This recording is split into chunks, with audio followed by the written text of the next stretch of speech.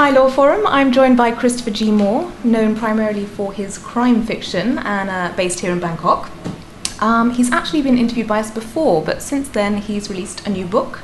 I've got a copy of it here, The Age of Disconsent. Thank you so much for being here. It's great to be here. Thank you for having me. So you've written a book of essays before. What's so special about this book, and why is it particularly relevant? This is actually the fourth book of essays that's been published. Right. And I had a website called International Crime Authors, Reality Check. And every week for about 6 years, I wrote an essay. And so the idea was to take the best essays of the year, I put them in a book form, organize them by categories, and put them out there for people who don't really want to go to the internet and go through an archive of a lot of the essays and so forth. And these have been kind of re-edited and thought about, sometimes retitled, to bring something new and fresh.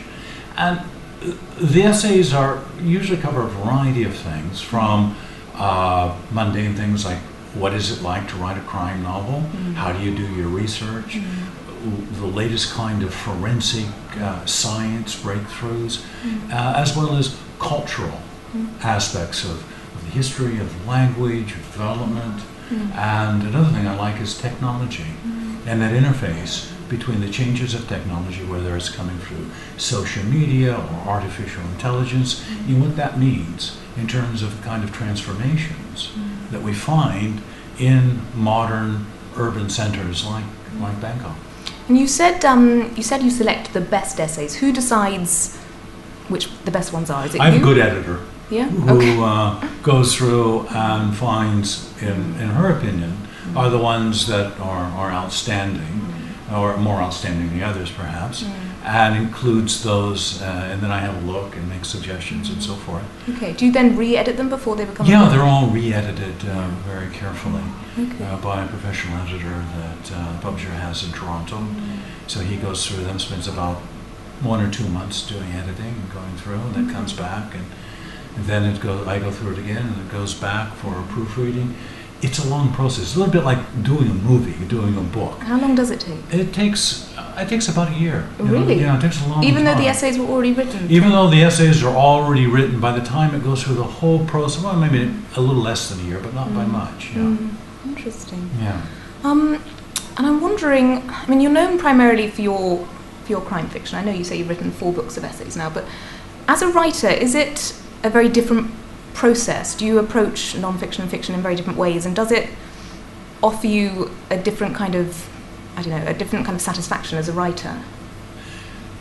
It's a good question, and in a sense, the fiction non-fiction dichotomy is a little bit of a false one. It's like on, off, right, wrong, good and bad, because we tend to think it has to be one or it has to be the other, but often one kind of blurs into the other. We like to kind of know if someone's doing that blur, that's indeed what they're doing. But I think in fiction, there's an ability to tell a truth or a series of truths that people can understand better when it is in the context of characters and a situation where people are dealing with change in their life. And most of the change that you find that happens in people's life causes emotions to arise, You feel fear, or you feel anger, or hatred, or love, or lust, all kinds of these feelings that we have, and they bubble up inside of us for a whole variety of genetic and cultural reasons, and then we spend the rest of our lives explaining to ourselves and to others what we really mean by that. So our rational mind, our logical mind, is really there looking at explanations of what we feel. Okay. I like and in the essays, it's looking more at that logical and analytical part than it is in a novel. There can be an analysis in a novel, but that slows things down. Well, sort of related to that, I was actually looking at the Amazon reviews for this book. Right. And apart from being incredibly positive, and quite rightly so, I noticed there was a common theme throughout them, which was quite a few people had said that you'd take something that's quite quite confusing, and you make sense of it. You make it really clear. And I notice as well you use metaphor, and you do it in a really beautiful way. And I'm just wondering, I mean, does that come naturally? I think writing is really very hard in a lot of ways. And what makes it hard is not, writing the words is not hard. Anyone, I think, can do that. It's the process of deliberately challenging yourself against the ordinary perceptions. And we all go through life with kind of an ordinary perception that we assume is a reality that we share with everyone else. And then we're always a little surprised when someone else's reality doesn't quite match our own. And I find where those borders collide, an interesting place to write about. Because people are looking for clarity in a way. I mean, they're looking for a number of things. I mean, a lot of people are looking for confirmation. If you believe that the right to carry guns is a good thing, you're going to be looking for people who share that belief. And you're not going to be looking for evidence that contradicts that belief. Right. And so part of what you do as a writer is you're constantly testing belief systems. You're testing the validity of what people think the world is against what the world offers up in the evidence, and to see where they match and where they don't match, and to try to draw some lessons from that. Okay, I was wondering if you could read us out by just reading a little extract. Okay, sure. Yeah? Why not? I think this is a really great passage. Okay. Along my Thai journey of 25 years, I've uncovered some clues.